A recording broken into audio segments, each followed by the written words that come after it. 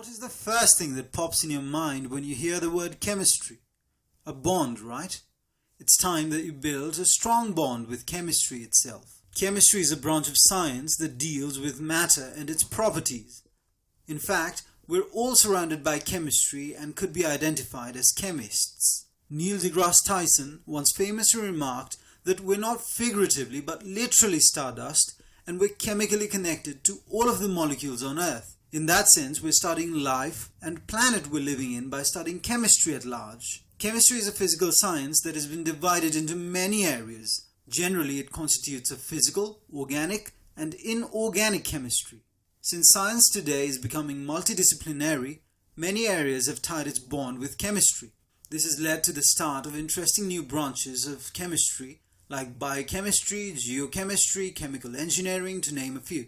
So a chemist might be someone working to make an elixir, or someone trying to figure out the chemical composition of a star, or someone who's planning to brew a fine wine. In a nutshell, physical chemistry is the marriage between physics and chemistry that together tells how matter and energy interact, how molecules are arranged, or simply why things are as they are.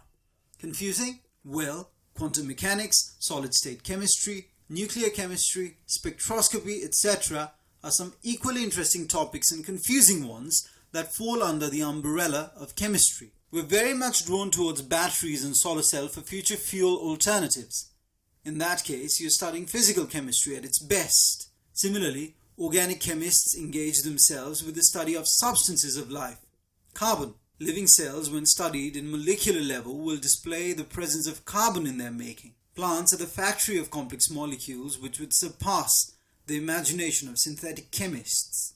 And last but not the least, inorganic chemists study all the compounds, materials or substances that don't have carbon as their makeup. It's an interesting branch of chemistry that theorizes many of the complex reactions which otherwise would be impossible to comprehend. Metals, non-metals, and quite recently a compound, discovery of which yielded a Nobel Prize in 1996, fullerenes, are being studied under inorganic chemistry. This new allotrope of carbon is hypothesized to revolutionize the field of electronics, nanotechnology, material science and medical applications in the future. But what it can offer depends on the amount of hard work we all as science enthusiasts and fellow researchers would put on to carry this branch of study forward. With so much left to learn and discover, who knows if you could be the next one who could unravel the big mysteries of chemistry. Remember what Stephen Hawking had to say. Look up at the stars, not at your feet.